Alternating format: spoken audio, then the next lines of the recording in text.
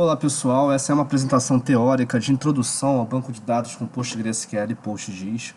Tá? Nessa apresentação eu vou mostrar um pouquinho para vocês sobre todos os processos de estruturação de banco de dados, funções espaciais, os três aspectos que norteiam a gestão de bancos de dados geográficos e as suas funcionalidades e recursos.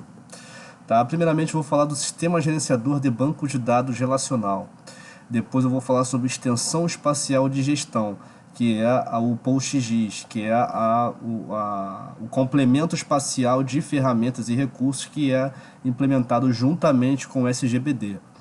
Três aspectos da base de dados espaciais, que é a tríade da base de dados espaciais, restrições de conteúdo do BDG, importação de dados e a criação de dados que é proporcionada por esse manejo, por essa gestão e criação de tabelas espaciais dentro do PostgreSQL e PostGIS. Tá? Primeiramente, o sistema gerenciador de bancos de dados relacional, na verdade, ele é objeto relacional. Por que ele é objeto relacional? Relacional é quando ele apresenta, na sua abordagem, a organização de dados sob forma de tabelas e suas relações entre as tabelas, a partir de chaves estrangeiras. No entanto, o objeto relacional, o vocábulo objeto, né, introduz uma componente de autonomia do usuário em utilizar de comandos SQL para poder acessar um determinado dado, uma determinada tabela. Então eu utilizo de comandos SQL para criar, alterar uma tabela, para atualizar uma tabela, para remover ou adicionar colunas e também para editar registros. Então esse objeto relacional é o uso desses comandos SQL, dessa autonomia do usuário e não precisar de recursos próprios do banco e sim de recursos de programação. E o sistema gerenciador de bancos de dados ele funciona dessa forma. O SGBD ele é o sistema gerenciador de todos os dados contidos no banco que permite esses quatro tipos de serviços, né? Serviços de consulta, onde eu posso utilizar de análise booleana juntamente com comandos SQL para poder filtrar informações na minha tabela, especificar colunas que são do meu interesse, ou até mesmo atualizar colunas específicas ou retornar informações a respeito da tabela, como sistema de referência, ou a data que a tabela foi criada, ou que ela foi modificada, enfim, dentre outros.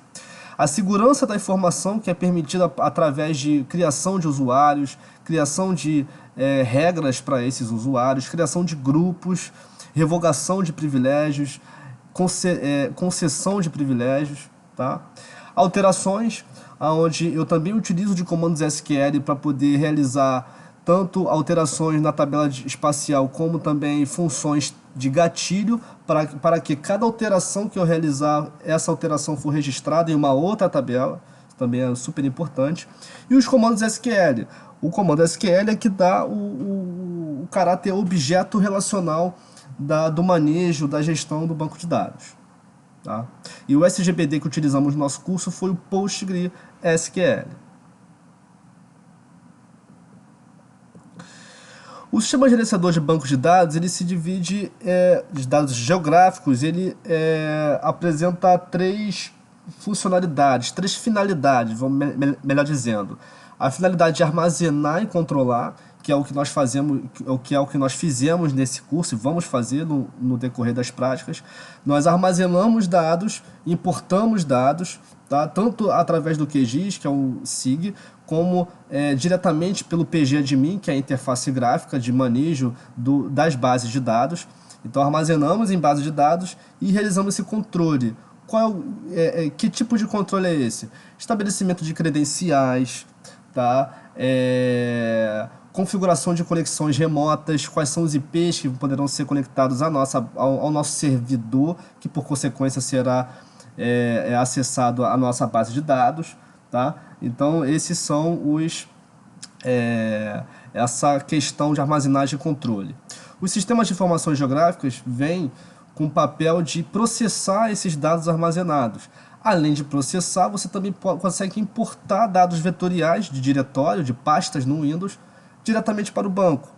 Tá? Então o SIG proporciona isso. E além disso, toda tabela dita espacial criada em ambiente PGAdmin, né, em ambiente da interface gráfica, só que é um ambiente PostgreSQL, ela poderá ganhar vida, né, entre aspas, que seria você criar pontos a partir dessas tabelas.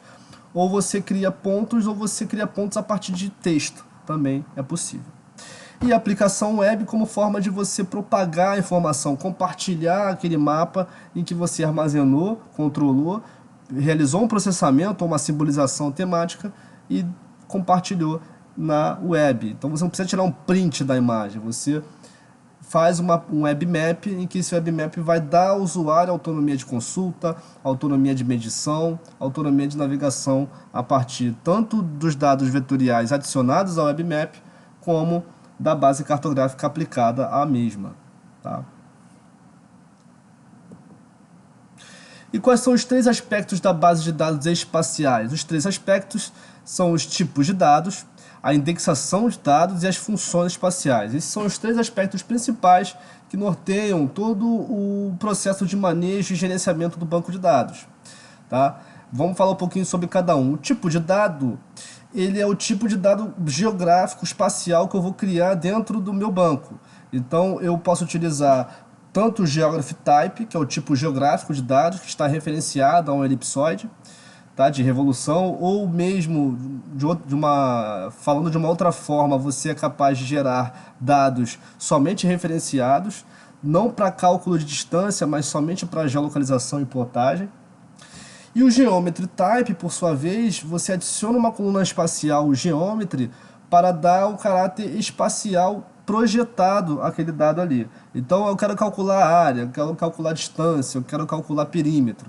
Então a partir dessas finalidades eu vou orientar a criação de qual tipo de dado que é necessário para atendê-las. Eu acho que o melhor tipo é o Geometry Type, logicamente por ele estar projetado, por ele aceitar projeções. E você só calcula distância, perímetro e área, são as principais finalidades, em uma superfície plana. Então você precisa utilizar esse Geometry Type, tá? Nessas ocasiões.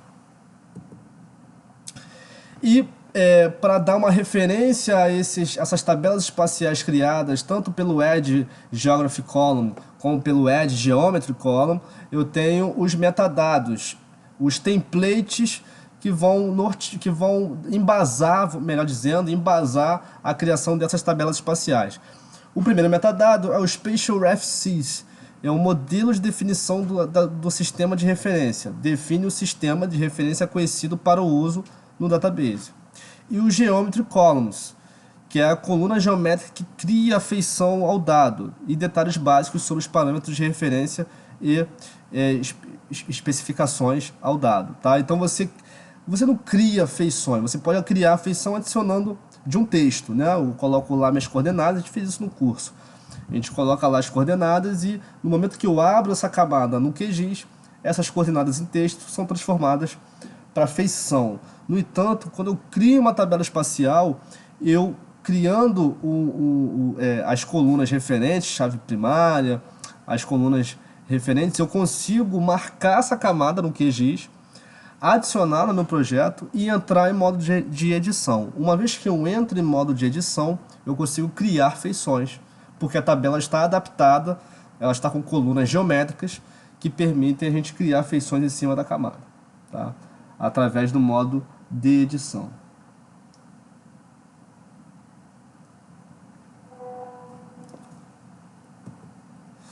A indexação de dados, ela é um recurso muito utilizado que determina o relacionamento entre duas geometrias e permite o melhor desempenho nas consultas. Então também é um aspecto relevante da base de dados espaciais. As funções espaciais, por sua vez, permitem o uso de predicados espaciais para análise entre duas camadas e o uso de ferramentas de geoprocessamento. Então, ST-intersect, ST-buffer, SD-windin, né? Essas funções permitem um geoprocessamento dentro do PostgreSQL. Então, você pode utilizar o geoprocessamento dentro do seu ambiente de gestão de dados. O exemplo de funções espaciais de texto, tá? Que são esses. Geom from text, que é o que? Eu vou colocar uma geometria de um texto. Ponto, Caso de um polígono, eu coloco as coordenadas de cada vértice do polígono. Tá? STExt, Geometry, ele vai retornar um texto, não vai retornar uma geometria. Então eu coloco uma geometria e eu especifico a partir dessa geometria quais são as coordenadas ou de cada vértice de polígono ou de um determinado ponto. Tá? O stgeon from KML ele retorna uma geometria. Eu também coloco tanto as configurações do KML, tá, como as coordenadas. E GML é a mesma ideia. Tá? Outras funções espaciais, que são funções mais de geoprocessamento, é o Coordinate Transformation, Identify, Buffer, Touches, Crosses, Within, Overlaps, que é a sobreposição, Contains, Area, Length. Esses são as funções espaciais que são responsáveis por processar a tabela espacial criada. As restrições de conteúdo do BDG são recursos fundamentais para preservar a integridade do banco. Tá? A chave primária identifica exclusivamente cada linha ou registro em uma tabela de dados, ou seja, é a caracterização, a identificação unívoca de cada linha.